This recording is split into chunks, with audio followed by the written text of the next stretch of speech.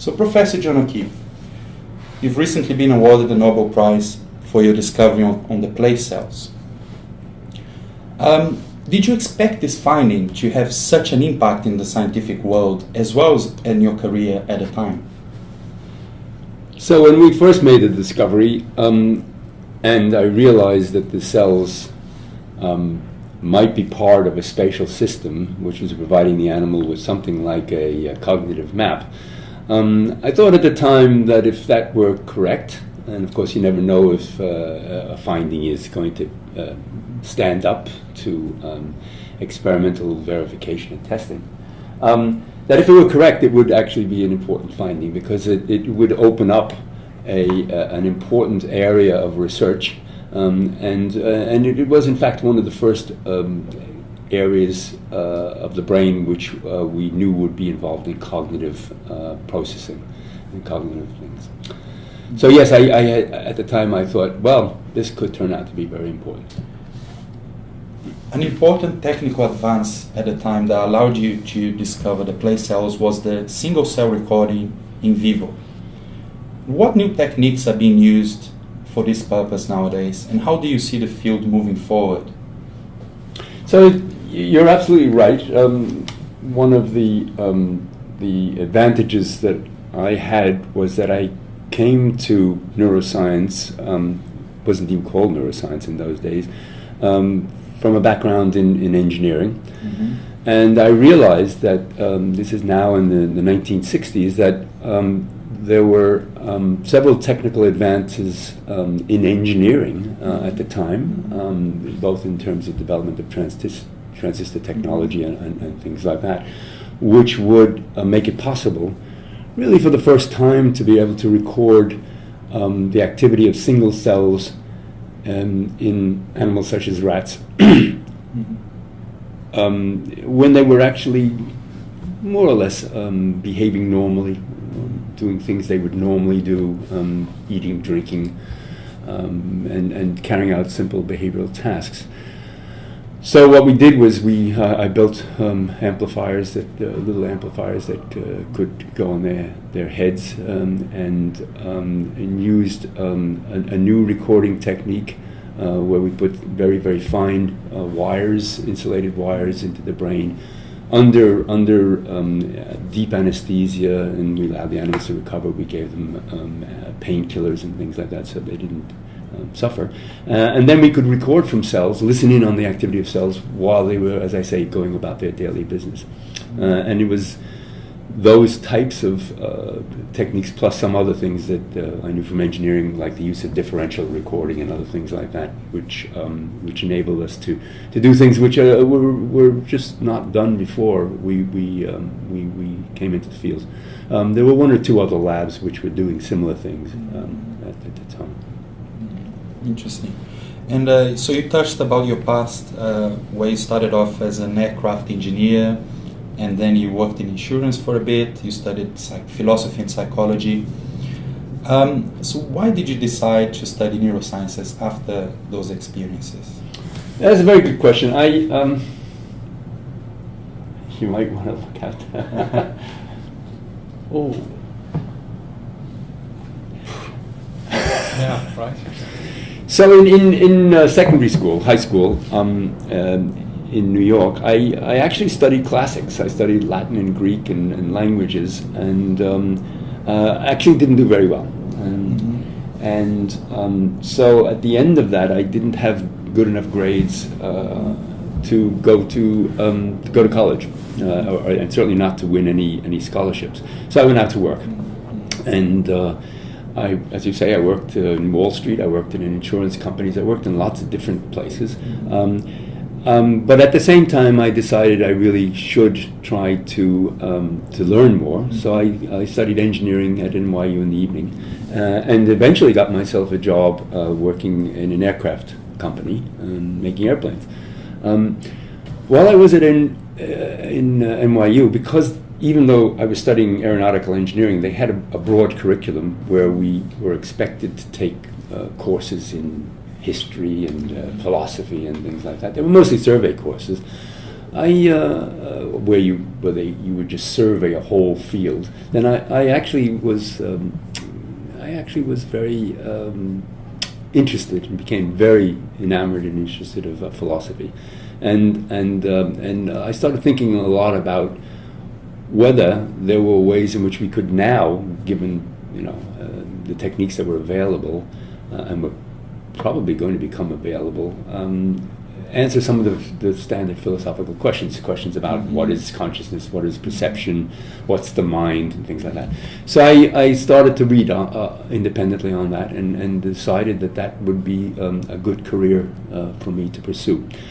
And in doing that, I then stopped working at the aircraft company, Grumman, and started and actually went to City College of New York, which was the only place in the United States which was free to go to, didn't charge tuition, and started to take courses. I started first taking more courses in engineering and physics, but eventually I took courses in psychology, philosophy, and at the end of that, I was lucky to get a place in Montreal at McGill University, where Donald Hebb was essentially the person, one of the few people in the world who believed that you could understand a lot about psychological processes by studying the brain. Mm-hmm. So I was lucky to get a place to do a PhD there, and that's where I started to actually begin to develop the techniques and do the work which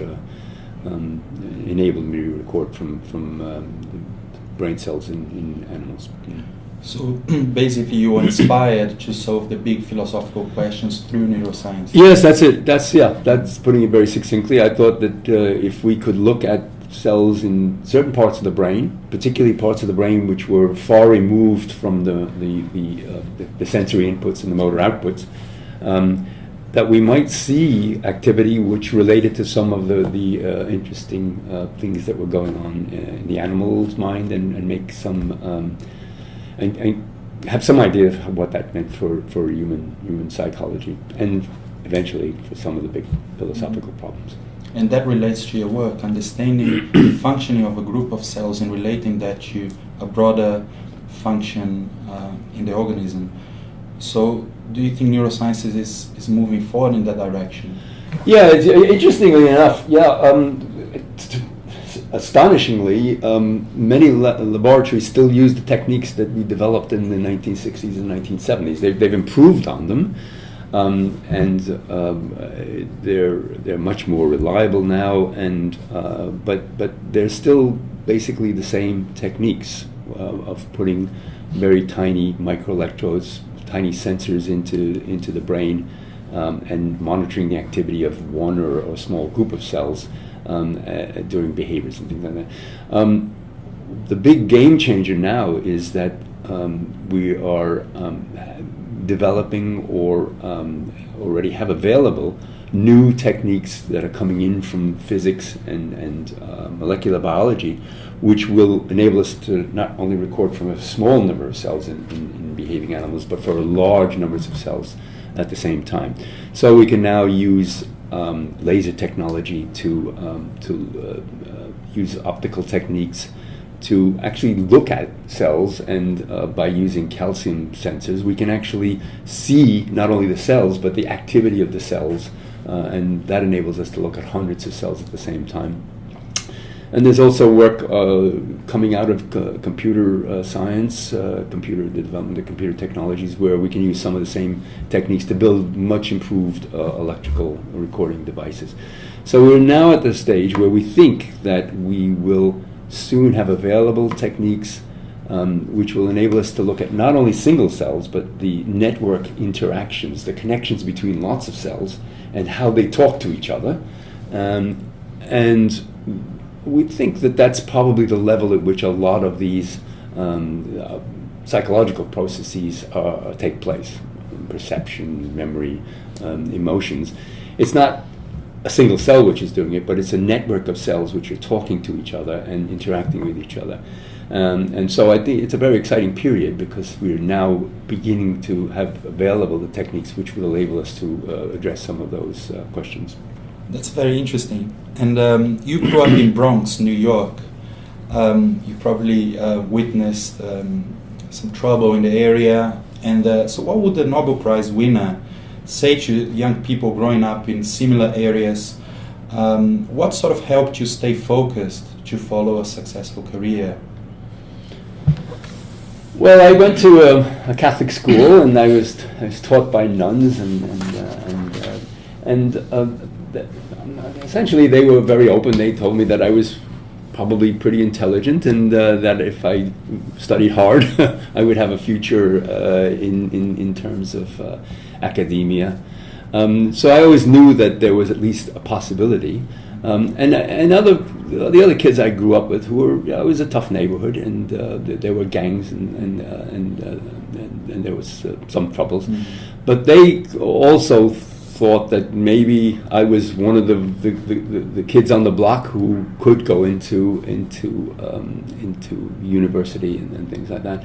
So they gave me a bit of an easy time, I have to say, and I'm very grateful to them, and I think it enabled me to sort of stay focused. I was very lucky to get a scholarship to go to a good high school where I studied the classics, and I think in addition to all that, so I kind of knew that I had a future in academia, but I also have to say I was very lucky. I had several times in my career I made the right choices, and I was lucky to get into the right schools.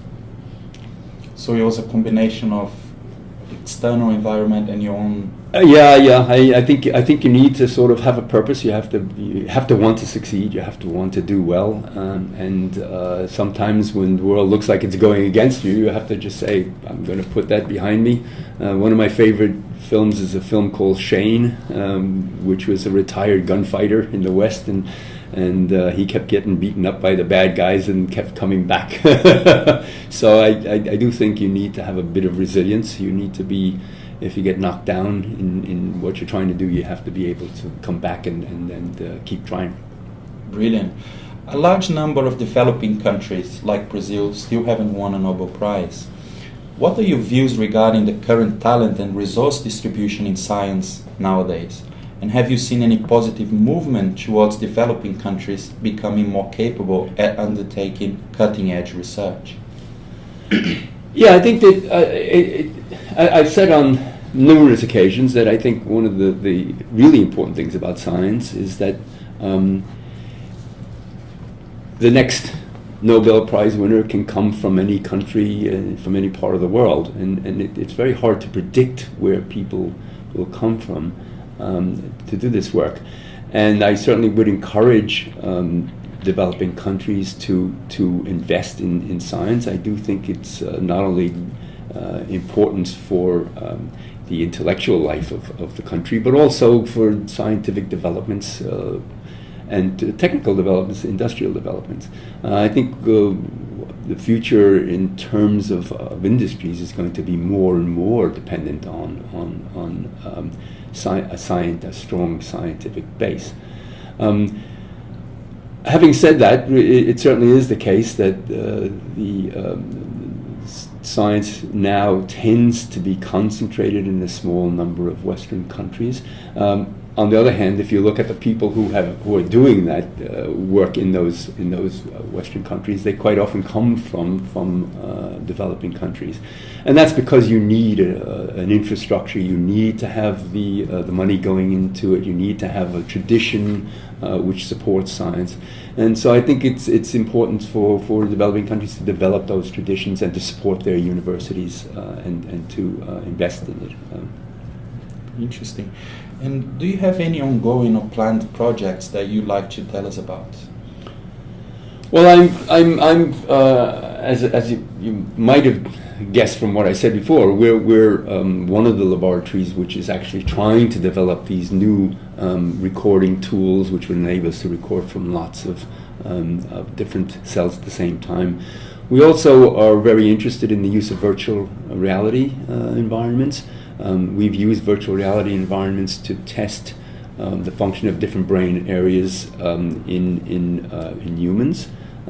So, for example, if we want to test spatial navigation in a human and to image their brain at the same time, then the obvious way to do that is to create a virtual environment where the person can navigate around it, and we can see which parts of the brain are involved. And when we do that, we find it is, in fact, areas like the hippocampus, which we're interested in, which are heavily involved.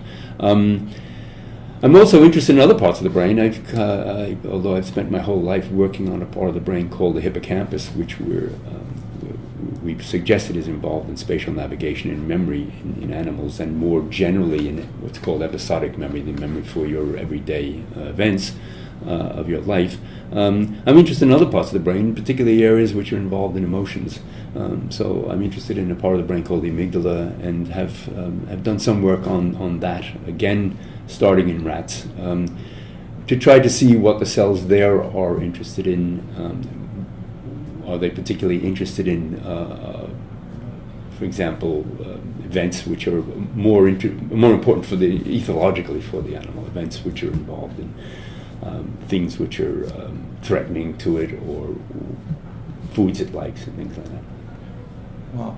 And the virtual reality experiments you mentioned, similar to the famous experiment that UCL did with the taxi drivers in London. Yeah, so in fact the first, our group was one of the first to actually use virtual reality environments, and we did that with Neil Burgess and Eleanor Maguire over at Queen Square, and Eleanor actually ran the experiment, and she then went on, following on from that, to realize that there were, if you were interested in navigation, that there were a group of very good navigators in London, and they are the London taxicab drivers.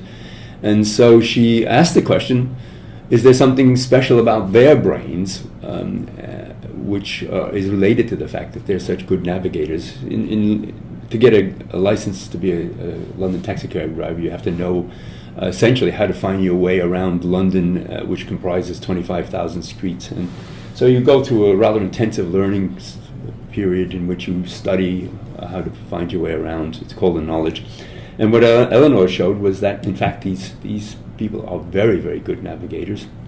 And the part of their brain, the hippocampus, is actually enlarged. One part of the hippocampus is enlarged relative to people who aren't such good navigators. And she's then gone on to use, she's gone back in some of her experiments to use some virtual reality games to test their navigational skills. Brilliant. And do you think neuroscientists will be able to unravel the mysteries of consciousness? So that's a tough one. Consciousness is the topic that divides neuroscience. I wouldn't even say it divides it right down the middle. I'd say the majority of neuroscientists still think that it's a topic which we shouldn't try to understand at this stage. It's probably too early. My own feeling is that we won't really understand the brain until we understand what role conscious processes play in carrying out the functions of the brain. As yet, we're not really sure what those processes are. They clearly are involved in sort of higher order processes in terms of memory and cognition, perception, but we're not sure exactly what distinguishes conscious from unconscious operations of the brain. And it looks as though the same parts of the brain may be involved in both. It doesn't look as though there's a specific part of the brain which is the consciousness center. So I think eventually we'll be able to understand consciousness, not tomorrow, probably not next year, but eventually we will. And conversely, we probably won't have an adequate theory of how the brain works until we have a role for consciousness in that theory.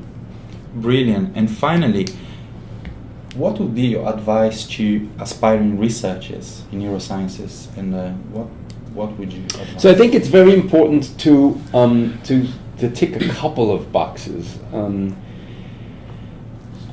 I think it's very important to start off by asking what's a good area of research to go into. And I think a lot of people find themselves in science without ever having asked that question. They just follow along the standard tram lines. But one of the most important things you can ask yourself is, where's the right area? Where's an area which is perhaps less mature than other areas where I can actually make a contribution? Importantly, you have to sort of also go into something, an area, and it has to be something you're interested in. So you shouldn't go into an area of research which you find boring or dull, because that's going to let you down when you have to get through the hard patches where nothing's working and you can't, and people are telling you your results are wrong, or so you need to be very interested in it. But you also actually need to be good at it. So there are a whole bunch of people who are working in areas where they're very interested, but they're just not very good at it for all sorts of reasons. So you need to actually be very good at what you're doing. So you have to tick all of those boxes, I think. But it's very important to ask what's the right area to be in. Great. Professor John O'Keefe, congratulations on your discoveries and your Nobel Prize, and thank you very much for your time, and it's been an honor meeting you. Well, thank you very much. Thank you very much, Bernardo. It's been great talking to you. Great. And great playing basketball. We're going to miss you. I'll miss you all too.